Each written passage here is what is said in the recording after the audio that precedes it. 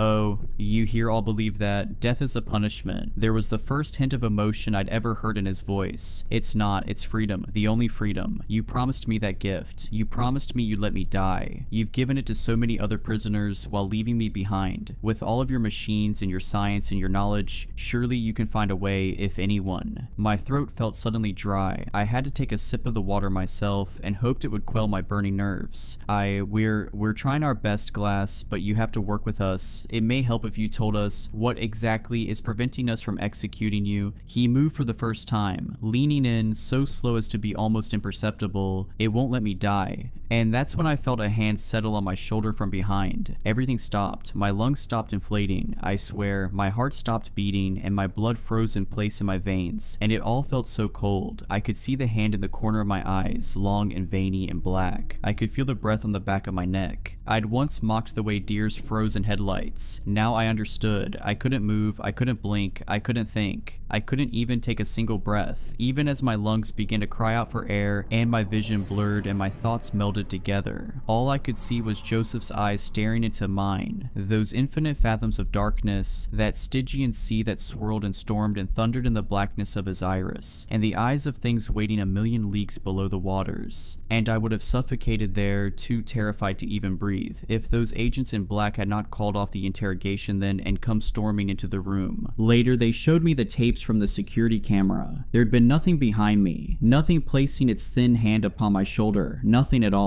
On May 7th, 2001, Glass was set to be executed for the third time, via hanging or so I heard, in some government black site somewhere far from prying eyes. While it was set to happen, me and Taft were sharing glasses of scotch in his office, nominally to celebrate, really because we were scared. Taft always struck me as young at heart despite his years, but this was the first time the warden had ever looked truly, properly old. He watched the yard below as he had a drink. Did I ever tell you why I chose this line of work, Mendez? I shook my head and he sighed. Back in '63, they found a woman's body in the back seat of a burnt-out car in some state park near my neighborhood. A prostitute. One of her Johns had chopped her up, burned all the evidence. And you know what got me, Mendez? Nobody cared. Nobody bothered to investigate. Who will notice one less hooker on the corner of 5th Avenue, right?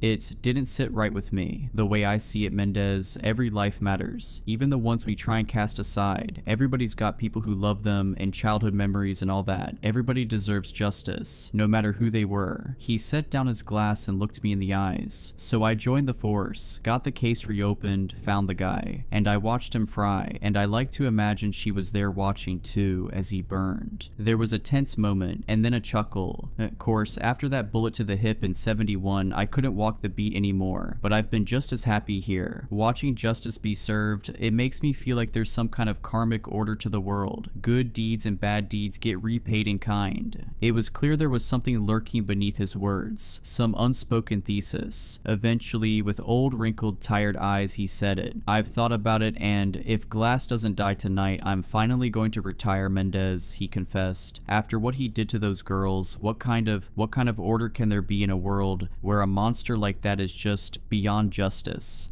I was shocked. Warden Taft always struck me as an unmoving fixture. What would we do without him? He'll die, sir, I promised. It'll work this time, it has to. But he seemed deeply uncertain. With one last shuddering drink, he leaned forward. His eyes. He stared at my expression as if desperate for me to understand, for me to know. Those things in his eyes. Haven't you seen them? And at that moment, Taft was yanked up out of his chair. It was so sudden, so inexplicable, I could barely register what I was witnessing. Some unseen force lifted him 2 or 3 feet above the ground, dangling him there. He choked, coughed, and sputtered, desperate to gasp down air which would not come, and clawed at something around his neck which I could not see. He was hanging, I realized, and with wide, horrified eyes, the same as Billy's had been, he silently begged me for help. I sprang from my chair and wrapped my arms around his dangling legs. At first, I tried to pull him down to the floor, but I realized it was only tightening the invisible noose around his neck. Then I tried lifting him as high as I could, which gave him some relief, but not much. Tears rolled down his face as it swelled and turned blue, and even though I could not see the noose, I could see the bruised purple skin where it had squeezed around his neck. All the while, I screamed myself hoarse. Help, somebody please, Jesus Christ, we need help in here. But nobody came, and all of a sudden, some unseen force seemed to sweep my feet out from under me. I dropped like a bag of bricks, but I was so startled I maintained my grip around the warden's legs. I fell and yanked him down with me, and his body suddenly jolted with a sickening crack. It took me a while to manage the courage to look up at him. His neck had been stretched far too long, and his head was bent to the side at almost a 90-degree angle, eyes wide, round and bloated tongue hanging from dry lips. And then whatever force had suspended him disappeared, and his body fell upon me while I screamed and screamed. I came bursting from his office to find my coworkers casually chatting and working just outside. Somehow, despite all my screaming and begging while Taft was dying, none of them had heard a thing. I took a page from Taft. I wanted out. We were dealing with something unholy here, something whose tendrils could reach any distance, and my life, who knows, maybe even my soul, was at hazard. But the agents in the sharp suits made one thing clear. If I refused to cooperate, well, I would make the perfect scapegoat for the murder of Warden Taft. I was marched into the interrogation room to find a Joseph Glass that had abandoned all pretense of humanity. His eyes had darkened to a pure black, or perhaps he had no eyes at all, only windows into some place of outer darkness. I was shaking like a leaf as I sat in front of him, feeling more like a prisoner than he was. Mr. Glass. No reply. I shuddered, trying to focus on my little piece of paper to distract myself from the blackness of his eyes. I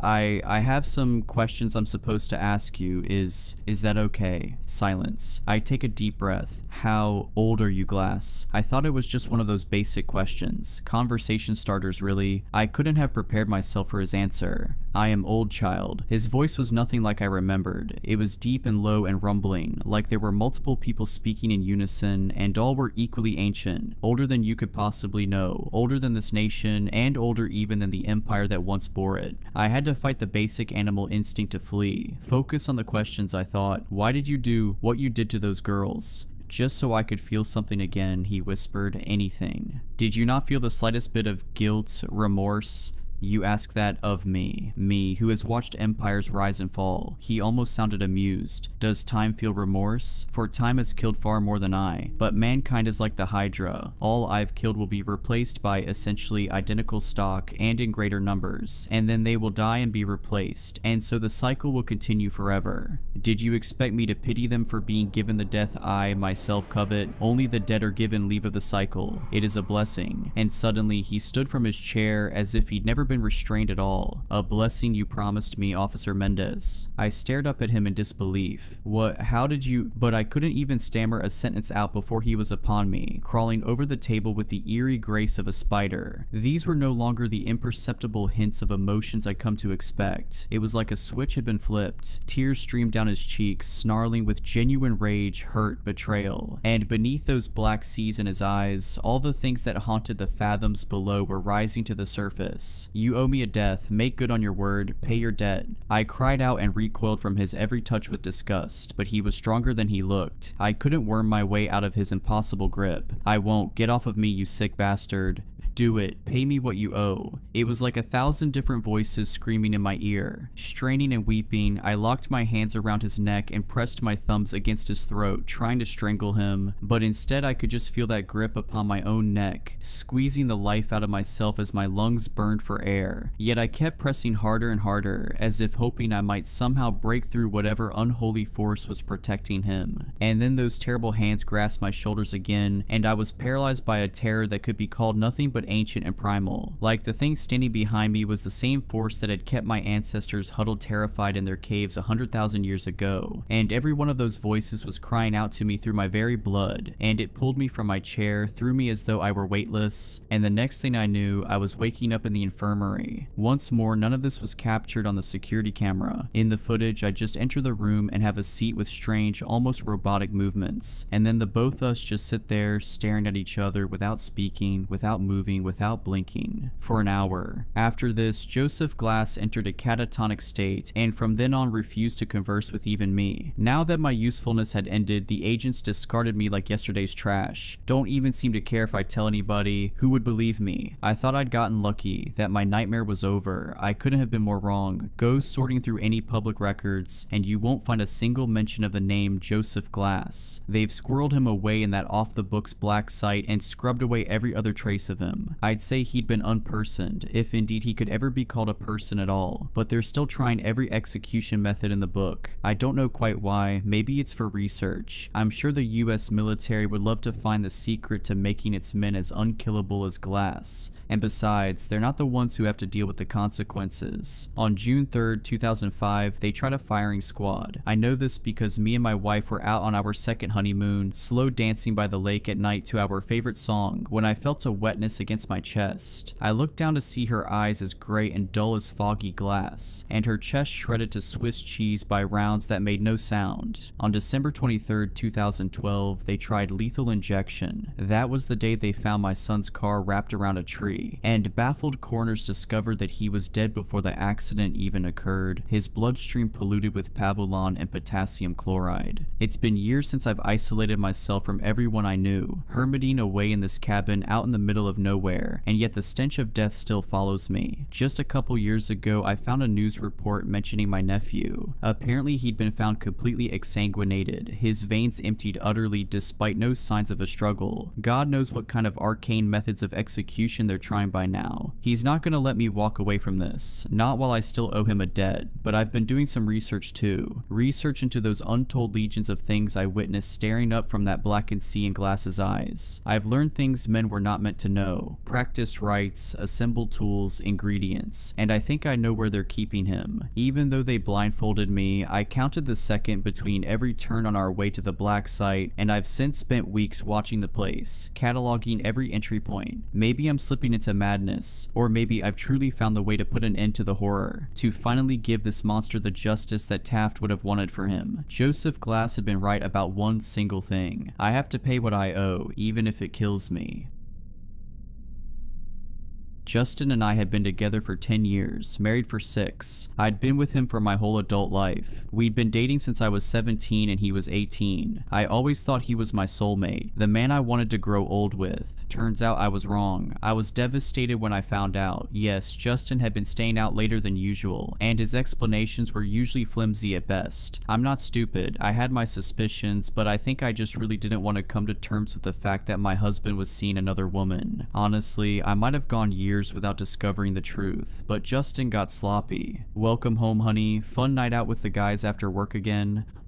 Justin grumbled, brushing past me. I made dinner if you're hungry, beef tips and rice. I know it's one of your favorites. 8 at the bar. I'm gonna bed, he muttered, steadying himself against the wall, before woozily clomping up the stairs. My heart sank. Nights like those were becoming more and more frequent. I loved my husband. All I wanted was to spend a little quality time with him after a long day at work, but he couldn't even spare me a few minutes. I glanced up at him as he lumbered up the steps, a tear trickling down my cheek. In an instant, any sadness that I felt was replaced with burning rage, because when Justin passed underneath the overhead light, I saw what appered to be a hickey on the side of his neck. A cocktail of emotions swirled within me. Despair, resentment, betrayal, they all hit me like a ton of bricks. I was stunned. I didn't know what to do. I mean, who would? The man I had been head over heels for all that time had stabbed me in the back. I was in disbelief. I stumbled to the kitchen, pulling out a chair before I could collapse. I stared into space, trying to make sense of what I'd seen. I sat there for a long time, deep in thought. After a while, I felt numb, like my entire personality had been flushed down the drain, leaving nothing but an empty husk. Then a thought flashed across my mind. I'd been mistaken. That had to be it, just a mere trick of the light. It was a pretty dimly lit hallway after all. Whatever the case, I had to know.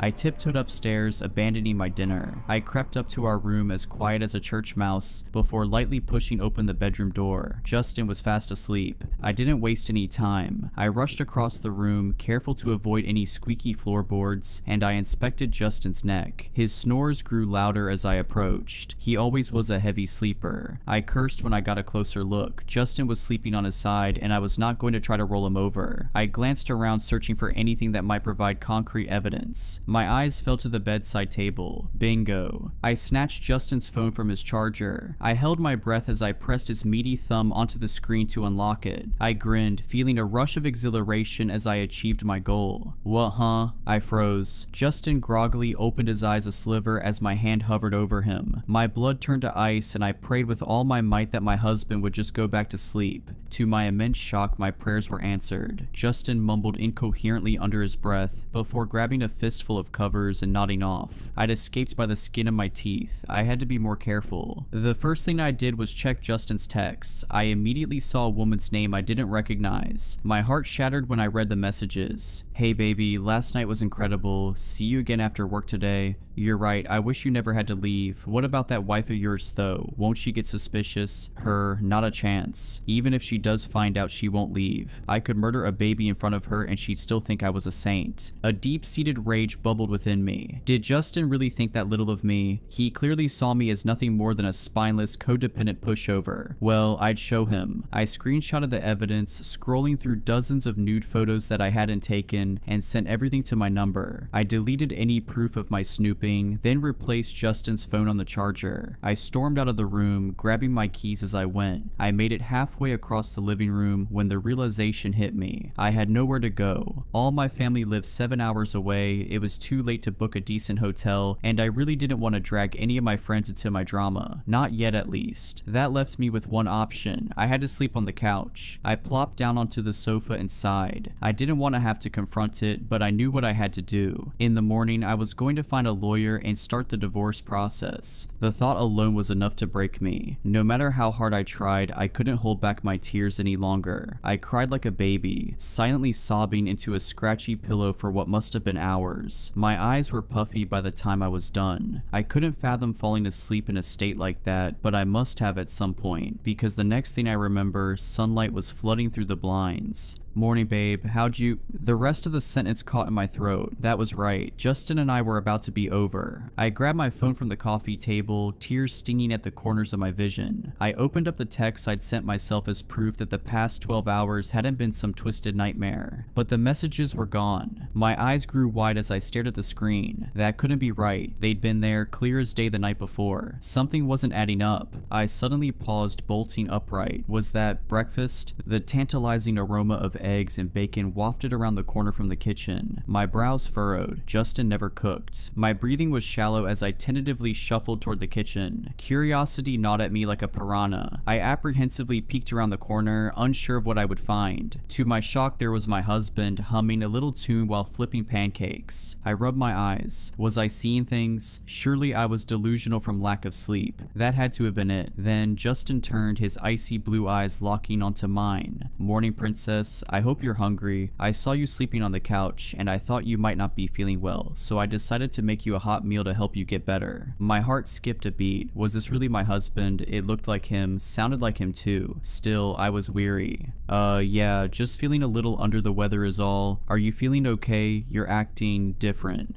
Never been better. Honestly, I think I've really turned a new leaf, he said, placing a steaming plate before me. The old Justin is kaput. From now on, I swear, I'm going to be the best husband I can be. Our gazes connected, and I searched his expression for answers. He seemed genuine. If this was an act, it was a good one. Thanks, babe. That really makes me happy to hear. Justin beamed at me, the warmth of his smile seeping into my heart. It had been years since he looked at me like that. Well, get used to it, because I'm keeping my word. I love you, Lydia. I wanted to be suspicious. I wanted to remain silent. I wanted to keep my guard up. But how could I? All I needed was love and attention, and I was finally getting it. For the first time in a long time, it felt like my husband actually cared. I love you too, Justin, I muttered before digging into my meal. A big part of me was still leery of my husband. His timing was pretty convenient after all, but even with all my doubts, Justin was seemingly sticking to his promise. He took me out on dates, paid to get my nails done, bought me flowers. He even started shouldering most of the housework. Needless to say, I was impressed. If he would have kept that up, I might have never suspected a thing. But one night he slipped up. We were cuddled up on the couch, watching The Truman Show, when I asked. Now, I wish I would have kept my mouth shut. Hey babe. Yes, my love, Justin asked, his eyes still glued to the screen. If someone close to you was an imposter, like a perfect replica except for a few tiny changes, do you think you'd notice? Justin tensed up, his eyes wide as he slowly turned to face me. A blank stare had overtaken his expression. A chill rippled through my body when he looked at me like that. He was beginning to frighten me. I suppose so. Why do you ask? His voice was monotone, dripping with a tinge of urgency. I didn't know how to process his sudden shift in personality. It's the premise of the movie we're watching. I watched as the color seeped back into his face, and he loosened up, breathing a sigh of relief. I cocked a curious brow. Why was he acting so strange? That makes sense. We sat there in uncomfortable silence, shifting our attention back to the TV screen. After a few more tense moments, I couldn't take it anymore. I've got to use the restroom and charge my phone. I'll be right back. No need to pause the movie for me. Justin nodded before grinning up at me. His smile, had his teeth always been that straight? Okay, baby girl, hurry back. Wouldn't want your spot to get cold. Yeah, sure thing. I practically bolted up the stairs, locking myself in our room. I slumped against the door, trying to steady my palpitating heart. What was going on? Was it just me, or was that some seriously freaky behavior? Either way, I needed a second to calm down. I had my eyes shut, focusing on my breathing when I heard it. My phone was buzzing from inside my pocket. I hurriedly retrieved it, glancing at the screen. Unknown number. I normally don't answer calls from strangers, but something compelled me. Maybe it was intuition, or perhaps I just wanted someone to talk to other than my husband. In the end, I accepted the call. Hello? Lydia Atkins speaking. Look, this is gonna sound crazy, but I need you to hear what I have to say. Okay. I suddenly jolted up from my spot on the floor and stared at the locked door separating me from the hallway. Loud knocks rattled it in its frame. Lydia, who are you speaking to? Panic surged through me as I scrambled for an answer. It's my mom. Go back downstairs, I'll be there in a minute. That was him, wasn't it? The caller said. That was my husband, yes. Why do you ask? I whispered, putting as much distance between myself and the door as possible. Lydia, I need you to hear me out. Can you promise me that you will? The pounding on the opposite side of the room grew even louder. Lydia, don't listen to her. She's a liar. My stomach began to twist itself into knots. How did he know? I'm listening. I'll hear what you have to say. The woman on the other end of the line breathed an audible sigh of relief. Okay, my name is Adeline, and Justin and I have been seeing each other for about 9 months. That man in your house is not your husband. My blood turned to ice and I began to tremble. Number?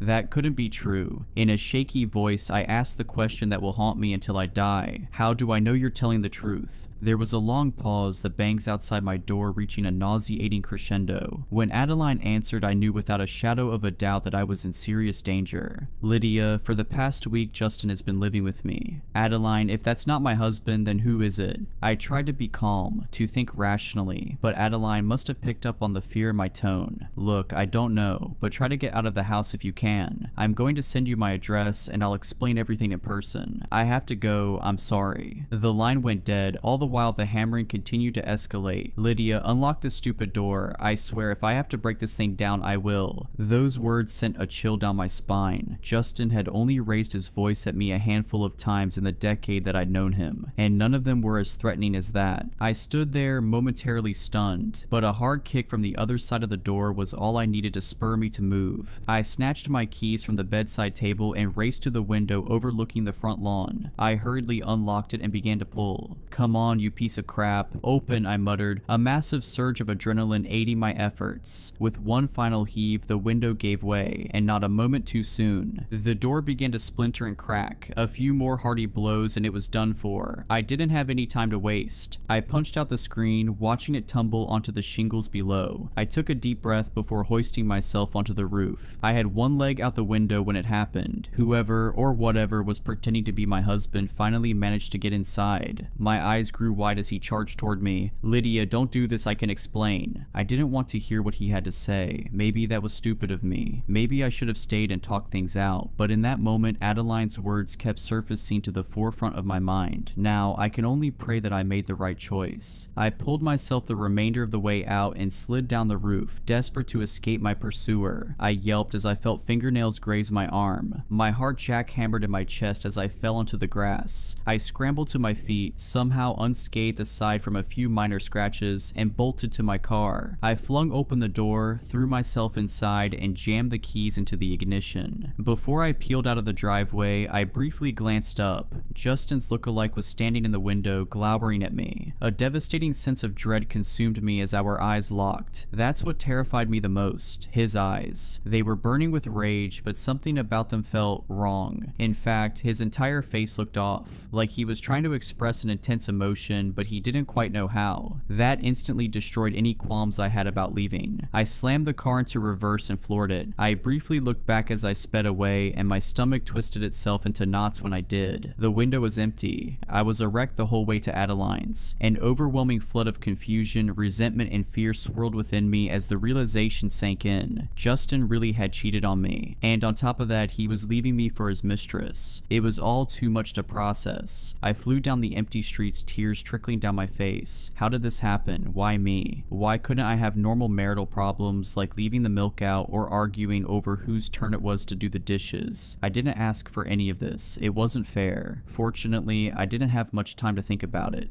Thanks to my erratic driving, I made it to Adeline's place, if you could even call it that, in 10 minutes flat. I quickly parked beside the curb and stepped out. I gazed in bewilderment at the rundown shack as I made my way to the door. The house was tiny compared to ours. Faded yellow paint peeled off the exterior, the shutters clung on for dear life, and empty beer bottles littered the front lawn. I'd be lying if I said it didn't give me a little glint of satisfaction. I took a deep breath as I approached the door. Was I really going through with this? How did I know that Adeline was even telling the truth? Maybe I shouldn't have come. Before I had a chance to mull over any of those thoughts, the door swung open. A young woman at least 5 years younger than me stood in the doorway. As much as it pains me to admit it, she was beautiful. Long blonde hair flowed down to her waist, and ocean blue eyes stared into mine. She was a stark contrast to me in every way. "Lydia, come in," I smack. I slapped Adeline hard across the face, leaving an angry red imprint on her cheek. "Sorry, knee-jerk reaction." She nodded, staring down at her feet. "No, I deserve that. Come in, we've got a lot to talk about." I obliged, following her lead. The inside of the home wasn't much better than the outside. Empty takeout containers were strewn about the floor. The carpet was stained with God knows what, and the whole place smelled like cigarette smoke. It took everything in me not to throw up. Adeline rushed to the couch, brushing away some stale potato chips from one of the cushions. "Sorry about the mess. You can have a seat if you want." One glance at that food-crusted sofa, and I instantly knew my answer. Thanks, but I think I'll stand."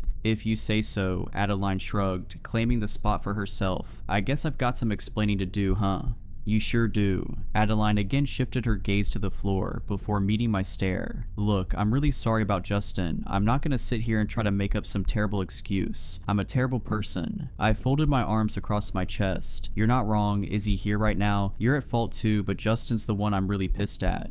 No, he's at the bar. He said he had some drinking to do. Lydia, I really am sorry. I know I can't make it up to you, but I held up my hand to stop her. As much as I'd love to berate you and listen to you suck up to me the whole night, that's not why I came. I've got bigger problems to worry about. How did you know about whatever took Justin's place? Adeline bit her lip, twirling a few strands of hair between her fingers. So tonight I went with Justin to get some of his things from y'all's house. He said you usually took a bath around that time, so he was just going to get in and get out before you noticed. But that thing, whatever it is, it met him at the door before he could go inside. I saw them arguing, then Justin walked back to the truck, pale as a ghost. He dropped me back off here without a single word. After I saw that, I knew I had to warn you. I made Justin give me your number, and I called you right when I got home. I nodded, soaking in her revelation. That makes sense. I was wondering how you got my info, but I still have so many questions. What is this thing, and how did it manage to replace my husband? I mean, it's even got the same truck as he does. How is that possible? Adeline pursed her lips. I don't know. I wish I had more answers for you. But Lydia, you have to listen to me. Whatever we're dealing with, I don't think it has good intentions. Watch this. It'll prove that I'm telling the truth, she said, pulling up a video on her phone. I leaned in to get a better look. The video was of Justin. He was standing on our front porch talking to himself. I could tell right away that the one facing the camera was the fake. It was too perfect. All its features were too smooth. I couldn't believe I hadn't noticed it before. The longer I watched, the more uneasy I felt. As the conversation progressed, I could tell that the real Justin was getting heated. There was no audio, but I could see him getting visibly more angry, even with his back turned. Until it happened. The imposter's face began to twist and contort in unnatural ways. It was as if someone was molding clay with an invisible hand. And that's where the video ended. The sight of it disturbed me on a primal level. My stomach churned and my head began to spin. I seriously thought I was going to be sick. That's why I had to tell you, I couldn't just sit by and let that monster hurt ye. A loud pounding against the front door cut Adeline off. Lydia,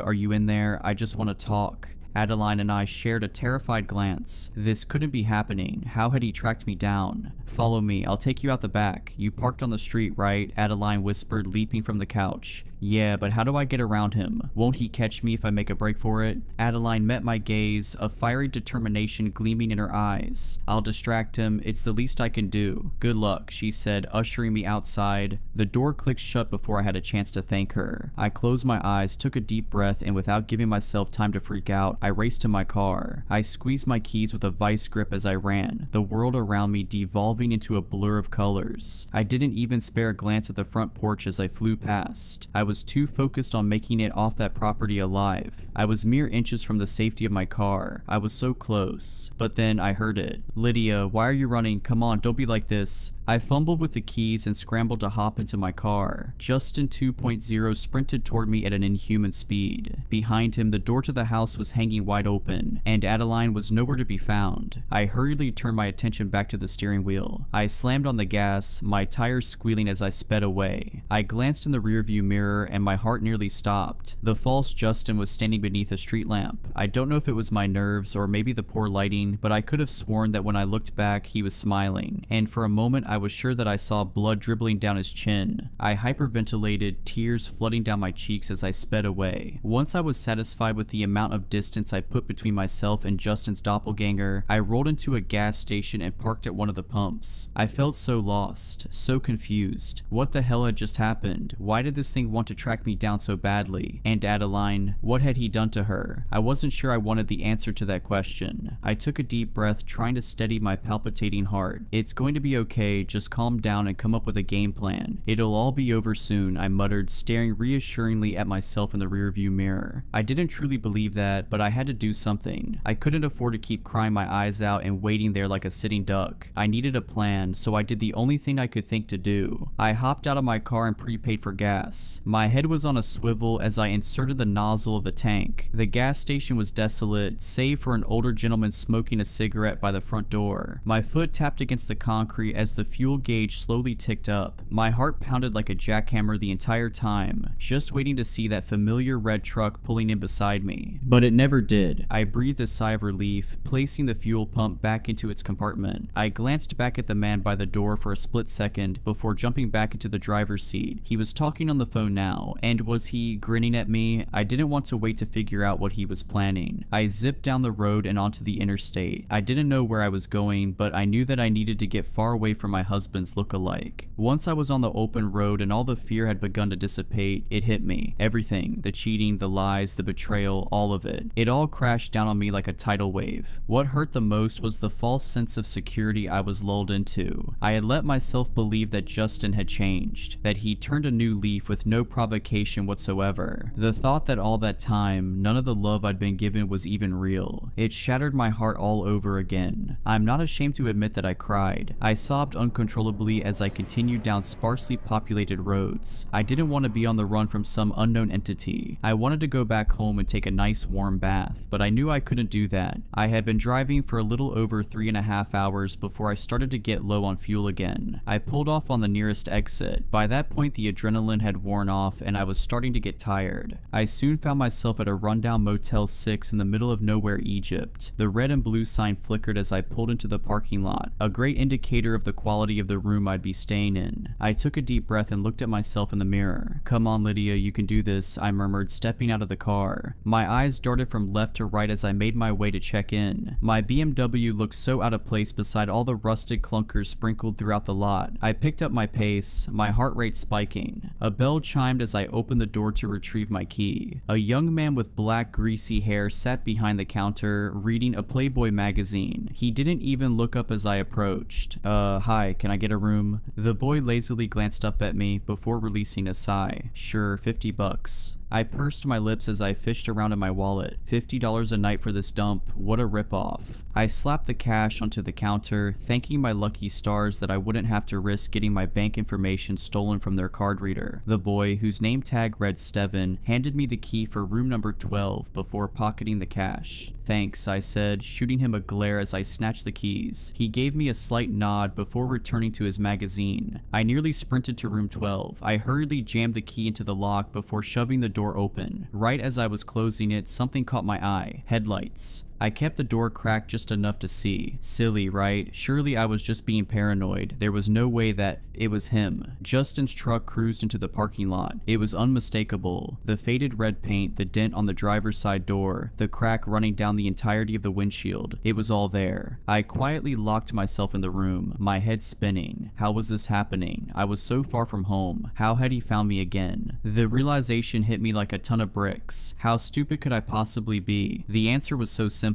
I pulled out my phone and there it was. Justin and I were sharing our locations. With everything that had happened, I hadn't even thought to turn it off. I knew it was too late, but I turned off location services anyway. I felt nauseous as I placed my phone back in my pocket. How accurate was that thing? Did the doppelganger know what room I was in? Morbid curiosity got the best of me. I had to know. With a shaky hand, I brushed back the blinds to my window. The second I did, tears began to trickle down my cheeks, and my blood turned to ice. He was outside. Justin's impersonator was standing directly outside my window. His eyes were wide and manic. The grin he wore looked off, like it was too big for his face. I couldn't move. I was paralyzed with fear. The fake Justin walked up to the glass and paused for just a moment. The silence was so deafening that the only audible noise was the blood pumping in my ears. And then he moved. His tongue lolled out of his mouth and he slapped it against the glass with a wet thump. He dragged it upward, those inhuman eyes never breaking contact with mine.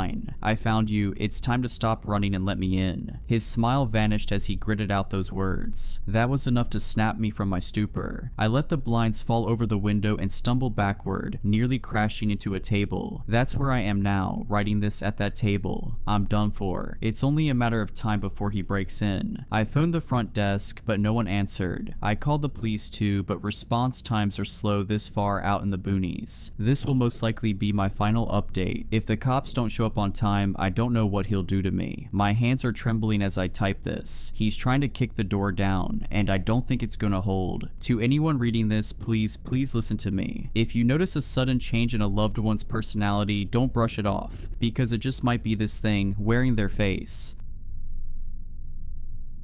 At first, I thought it was fun. We lived in an RV. It was like an endless vacation. One week we were in LA, the next we were in Salt Lake City. We didn't know much about our lives before this. We knew we were born in Portland and that we could never stop moving. We always knew we were a special family. I just guess we didn't know how special we were. My parents tried so hard to have kids and almost lost hope. That's why my twin sister and I were so special to them. They're little miracles. It was annoying, but at least we knew we meant something to them. Amelia and I were fairly close as far as siblings go. We were kind of each other's only friends since we were homeschooled. We felt pretty isolated. We never set up camp anywhere fun. No KOA campgrounds with ice cream shops and swimming pools. Always driving off-road and living deep in the woods. I guess it was peaceful in a way, but anyone who grew up near the woods understand it's not something you mess with. The first time I really personally realized something was up was just before our 7th birthday, when we were staying in a place in BC called Kamloops. We weren't supposed to sneak out or leave mom and dad's sight, but at the time, we were mischievous 6-year-olds with a huge unexplored forest in front of us. What do you expect? We waited until they fell asleep for the night and snuck out of the RV through the window, which was easy because the window was just a sheet of plastic held together by a zipper, and we set off with nothing but a crappy lantern to illuminate the path in front of us. It wasn't long before we saw something strange, a glow, not from our lantern, it was coming from in front of us. It didn't take long for us to see who or what was in front of us. It was a lady holding a small homemade torch, but she didn't look much like a lady. Her hair was matted and fallen out in some places, her skin was almost blue and looked rotted, her teeth were yellow and a few were missing, and I thought you could even see part of her jaw. She was wearing a dirty hospital gown. I didn't know where the nearest hospital was, but it had to be pretty far, because the last time I remember driving anywhere with a paved road had to be 3 hours before we set up our camp here. Amelia and I were frozen in fear, and for the first time since we had mutually decided affection towards siblings was lame, I reached for her hand. That thing reached out its bony arm to us. It moaned something almost indecipherable, like muh-buh-buh. That was enough to snap me out of it, and I sprinted away, dragging Amelia behind me. By some miracle, we had made it back to the RV, and by some other miracle, got back in without waking our parents. We didn't get much sleep, and were far too shaken up to even say good morning to our parents, let alone tell them what happened. Would they have even believed us if we told them? Well, after what happened next, I guess they would have to. When we opened the door to the RV, we saw that the remains of what we had left out overnight, a campfire reduced to ashes, the sticks covered in charcoal Amelia and I had used to draw on the rocks, and a makeshift table with a few cans of beans had been utterly destroyed. It wasn't too out of the ordinary to have our camp ravished by animals. We lived in the woods after all, but this was something no animal could do. This looked set up like whatever did it had a plan. What we saw written on the back of the RV confirmed this belief. In the charcoal sticks, someone had written, "You can't run forever" on our trailer. Mom made us breakfast while Dad cleaned up the mess. We left shortly after that and drove for hours, not even stopping for quick washroom breaks. Mom and Dad spoke in hushed whispers as Dad drove. I wish I knew what they had been talking about. That night, I guess because Mom and Dad could see we were shaken up, they took us for a rare treat, a dinner at a real restaurant. A crappy diner, but a restaurant nonetheless. It was empty there, which was why my parents liked it, as they hated crowds. I was over the moon. A root beer float and a greasy cheeseburger was anything a 6-year-old boy could dream of, which was why I was so upset when Mom and Dad made us leave the second someone else came in. It was just an old trucker, I didn't get the big deal. While we were in the RV, Amelia asked why we had to leave while I sulked in my bunk, a glorified shelf. Mom sighed. "I suppose you two are almost 7, that's old enough to know. Well, Zachary, Amelia, the reason we had to leave is because we're scared of losing you. Do you remember what happened when you were 4? I had no idea, my memory was never good, but Amelia claimed to remember. We were in Beaverton, not too far from Portland. She said that when we were 4, we were running around in a field, when a big man in camouflage and bit boots came up to us and bent down to our level. We're not supposed to talk to strangers, Amelia said. She was always a goody two-shoes. I'm John, now we're not strangers. What are your names? I'm Zach, and that's my sister Amelia. We're 4 and our birthday is July 26, 2002. I had apparently said, but I bet Amelia just said I said that to make me look worse. That's when he stopped smiling. He roughly took our hands and started to lead us away. Let's go somewhere fun, Zach and Amelia. I need to take you someplace else. My mom got teary. That's right, if your dad and I hadn't caught you just before you left, we probably would have never seen you again. I took you to someplace safe, and your dad, well, your dad.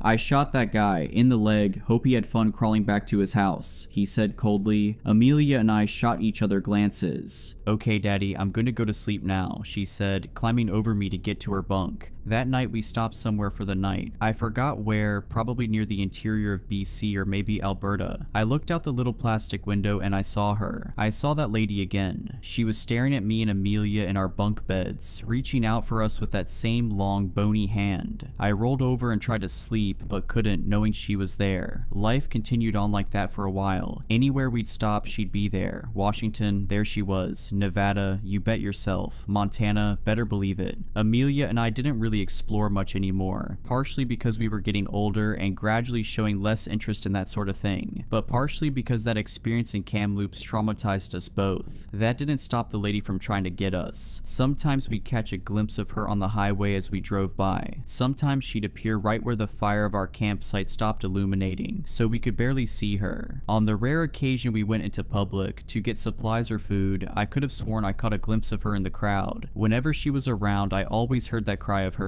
After a while, she stopped scaring me. Well, as much. Everything finally made sense. The day before Amelia and I turned 14, Mom and Dad had left the RV and gave us two a rare couple hours of freedom as they gathered things for our birthday. We weren't parked ridiculously far from civilization, but I'd say a good hour's worth of walking. We weren't that scared. We had lived in the woods long enough to know as long as you didn't bother the forest, it wouldn't bother you, and the lady in the hospital gown was honestly more of an annoyance than anything else. I'd even go so far to say we had almost forgotten about her. I was reading and Amelia was rummaging around the RV for food. I was getting immersed in my book when Amelia shouted out, "Zach, come check this out." I rolled my eyes. What could it be? We had lived in this tiny RV for almost 14 years. I knew it like the back of my hand. There was absolutely no nook or cranny I didn't know about. Oh, I guess I was wrong. There, under the driver's seat cushion Amelia had pulled out, for some reason, was a box. It was small and a bit squished from all the years of my dad's butt sitting on it, but we could still tell what it was. Amelia excitedly reached to open it. Inside were papers. "Forget about it, Amelia. It's probably just boring documents for work," I said, but the look of confusion to horror on my sister's face was enough to change my mind. They were documents, but not for work. Birth documents, for us. But the stated parents weren't ours. I was apparently Zachary Jr., but nobody in my family was named Zachary. I looked at the father's name, Zachary. The mother was someone named Emily. Maybe we were adopted, I suggested. Amelia reached in and pulled out another sheet of paper. She shook her head and held out the next one for me with a shaky hand. "Infants missing from Portland Hospital. July 27th, 2002. Twins, Zachary Christopher Clark Jotter and Amelia Emily Clark. Ongoing search. Anyone with information is to report it to the police immediately. Clark, Christopher, those weren't our names. Our last name was Brown, and our parents certainly weren't Zachary and Emily. They were Ginny and Kevin. I had a feeling things were going to get worse. I was right, as Amelia pulled out the third and second to last paper. Portland mother of two murdered in hospital. Emily Clark, 27, had recently given birth to twins, now missing, when she was smothered to death in her own hospital bed. Police drawing of suspects. We looked at the police drawing. It was obviously not a complete match, but they were basically the only other two faces we had seen our entire lives. Mom and Dad. CCTV footage shows the two suspects leaving the hospital through a back door with the two infants. Search is ongoing. If spotted, do not approach these individuals. Alert the authorities immediately. We were silent as Amelia shakily grabbed the last piece of paper. This was from 2006. We were 4. After an Oregon man allegedly spotted the missing kids and was attacked by the perpetrators, a glimpse of hope is seen in this 4-year-long cold case. Father and husband of the victims, Zachary Clark, shares this message. "To my babies, I have no idea where you two are, but I will never let go of hope that one day I will see your beautiful faces again. You may not even know who I am, but that doesn't change anything. Until we meet again, Daddy loves you." We couldn't even say anything. What do you even say to that? We just stood in silence for a while. Then we heard a banging on the RV. We jumped and looked outside. It was the lady in the hospital gown, closer than ever. We could see her bluish gray skin. We could see her hazel eyes. They kind of looked like Amelia's. she moaned, reaching out for us again. I looked down to the newspaper clipping. It had a picture of the victim on it. I held it up to the window where she was staring at us. My baby, all this time. She had just wanted her babies. Amelia stepped out of the RV. I was scared at first, but this day couldn't get any crazier, so I followed.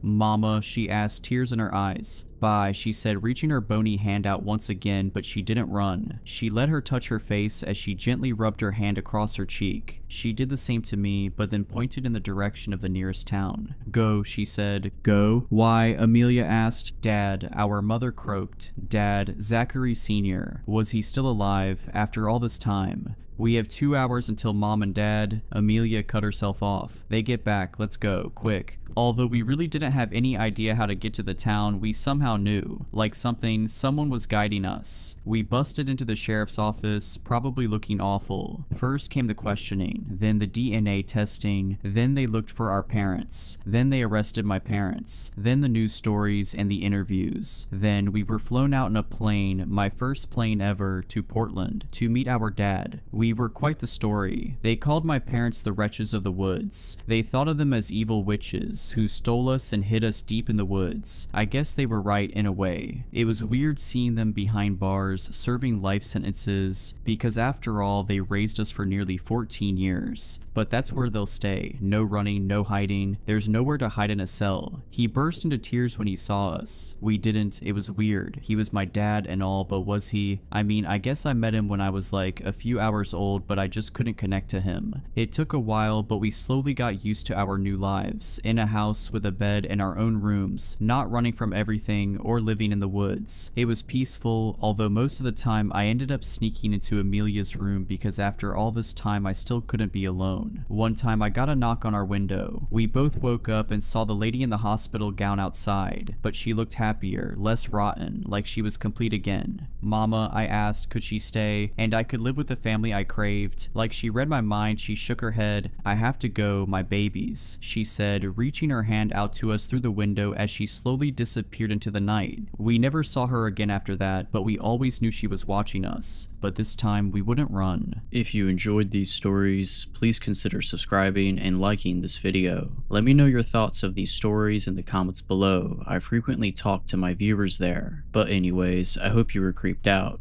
Just kidding. Stay safe.